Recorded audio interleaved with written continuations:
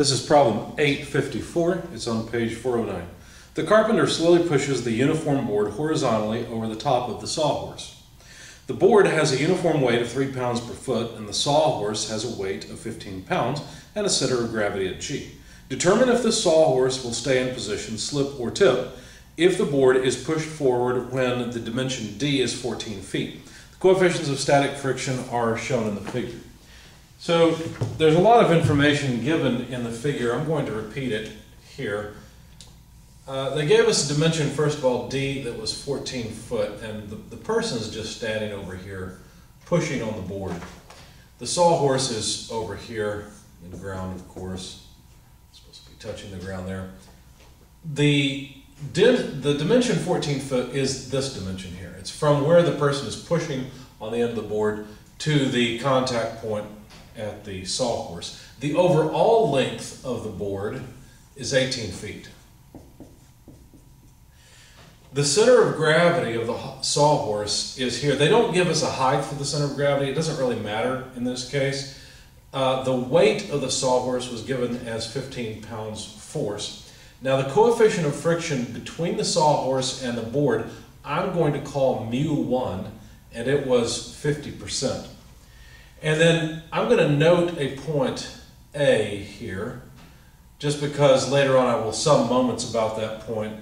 But some information that was given, despite my drawing, there is a 1 foot distance between the center of gravity G horizontally over to this contact point A, and then over horizontally to the back leg contact point. So it's just a symmetrical sawhorse, nothing really surprising there. One interesting thing is that the coefficient of friction, which I will call mu2, is 30% on either side.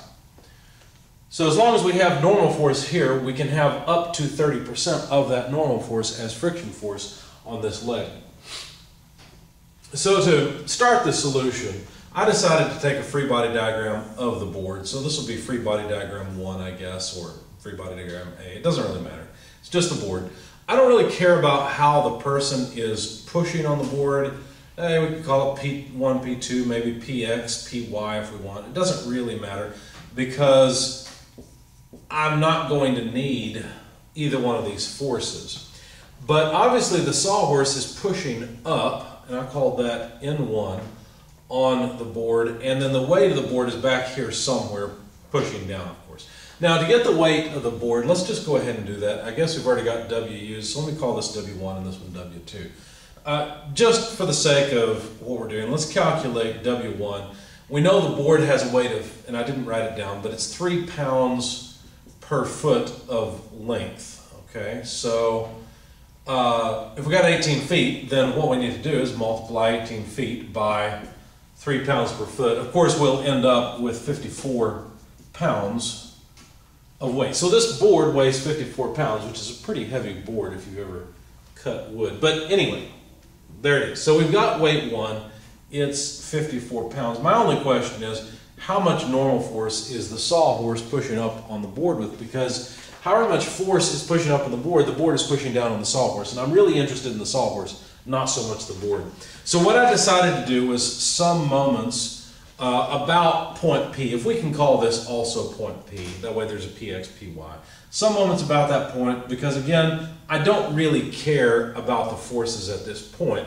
So summing moments about point P, taking counterclockwise as positive, we'd have, well, let's see, negative 54 pounds multiplied by its moment arm. But we know that the distance to the weight of the board is going to be just half the length of the board. We're assuming that the mass of the board is distributed evenly, and I think that's a reasonable assumption since they didn't tell us otherwise. So the weight is going to act over at 9 feet, you see.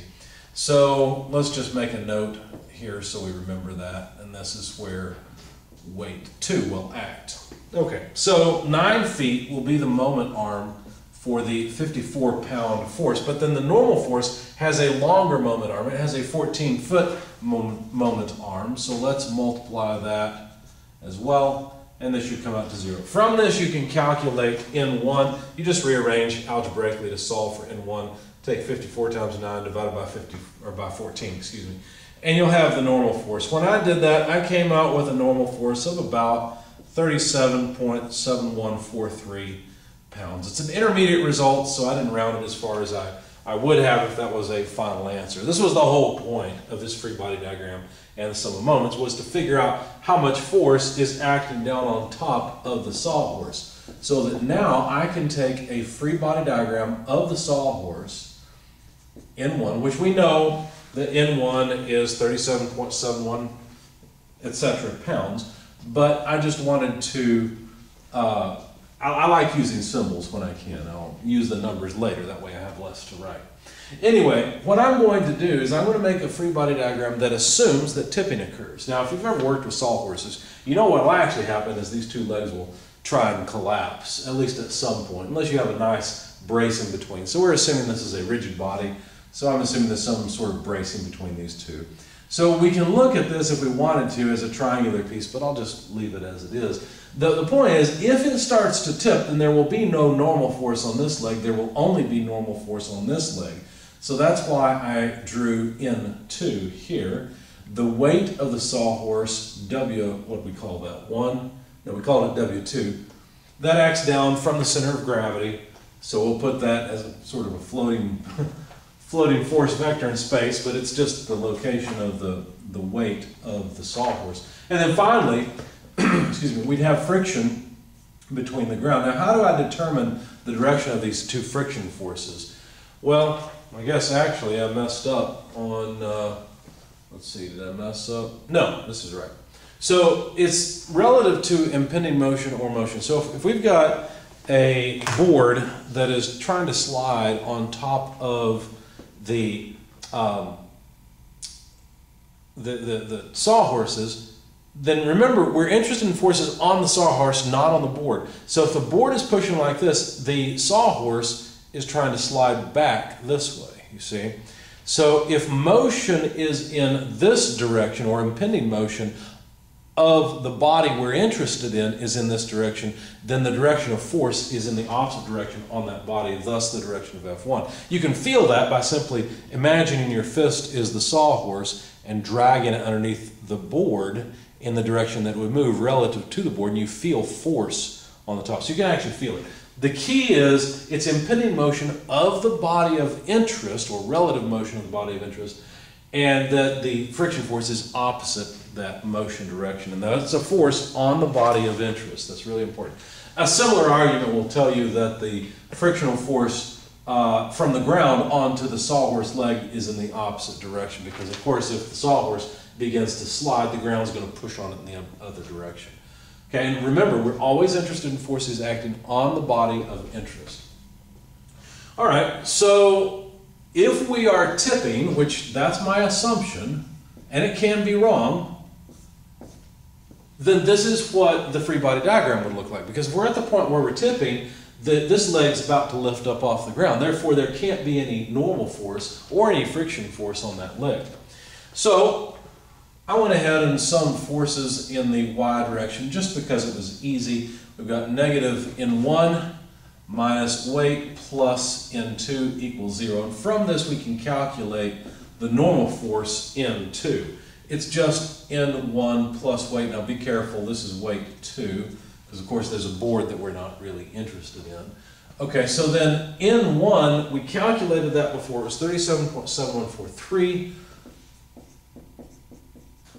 Of course, pounds, but I'm running out of space, so I won't write it down. And then the weight of the sawhorse was given as 15 pounds. So all told, this comes out to about 49.7143 pounds force. This is the maximum force that N2 could, or would be needed, in order to exert force. Now, of course, if the board ends up sliding and moving relative to the sawhorse, well, that would be, that would be a concern. That would change the situation. But we're only interested in this particular position. And we're not sure if it'll slide yet or not. I mean, it's possible that the sawhorse will slide on ground or the board will slide on the sawhorse. We don't know. We'll find out. As a matter of fact, what is the maximum frictional force, F1, that we could get?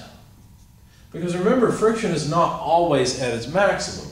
The equation is usually that the friction is equal to, or is less than or equal to, the friction coefficient times the normal force. In our case, if we want the maximum, then it's equal to the friction coefficient mu1 times the normal force N1. Now the friction coefficient at the top is 50%, and the normal force at the top, we had that is 37.7143 pounds. And so the maximum friction that the board, or the maximum frictional force that the board can exert onto the sawhorse is about half of this, or 17.3571 pounds force. So that's the maximum force that the board can exert onto the top of the sawhorse. Now, if I sum moments about point A, taking counterclockwise as positive, remember point A is down here, well then that'll get rid of these two unknowns into F2. I don't want to bother with those right now. I would rather ask the question, how much friction force do I need? You see, it looks like, well, what are you doing here? You know W2, you know N1, don't you know F1 because you just calculated it? No, I know the maximum. So my question is, how much friction force would be required in order to start tipping this thing? Because if the board can't apply enough friction, well then tipping cannot occur. So let's find out. So summing moments about point A, how much friction force do I need in order for this thing to be in equilibrium, no force under the back foot, and it just to begin tipping? Well, let's see. Both N1 and W2 have the same moment arm, so I will just add those together and multiply them by their moment arm, which is simply 1 foot. So 1 foot, now let's see, that'll be counterclockwise, so yeah, that's positive. And then the friction force, F1, has a 3 foot moment arm, and it of course causes a negative moment about point A. So we'll have F1 times 3 feet, and that's it. There are no other forces that have moment arms because F2 and N2 pass through A. So let's just see how much friction F1 is required. Well, that would be N1 plus W2 times a third, right? Because it'd be 1 foot over 3 feet. The 2 feet would cancel because they're just fractions, right? So N1 plus W2, well, we already know what that is. That's 37.7143 pounds. And we need, well, a third of that. So that comes out to a maximum frictional force required of 16.57 or so pounds. I don't really care about this, exact number. All I care about is the friction force required to begin tipping, is it less than the maximum friction force that can be generated? The answer is yes. So far, tipping looks pretty good. The board can push hard enough on the sawhorse to cause the sawhorse to begin to tip. So that's a good thing so far. So the upper friction is adequate. All right, so now that we've determined that upper friction is adequate, I probably should not have erased F1 max. Let's see, let me make some notes. F1 max was 17.3571 pounds, which is greater than F1, let's call it needed for tipping, which was 16.57 or so pounds force. So, in order to make tipping happen though, F2, the frictional force at the bottom, will have to prevent acceleration, right? It would have to be adequate so that F1 can actually cause this moment and begin to tip. So we need F2 to be greater than or equal to F1. So that's the question. Can we get that much friction at this foot? Because think about it. If the person starts pushing on this board, friction force F1 is just going to start going up higher and higher and higher, right?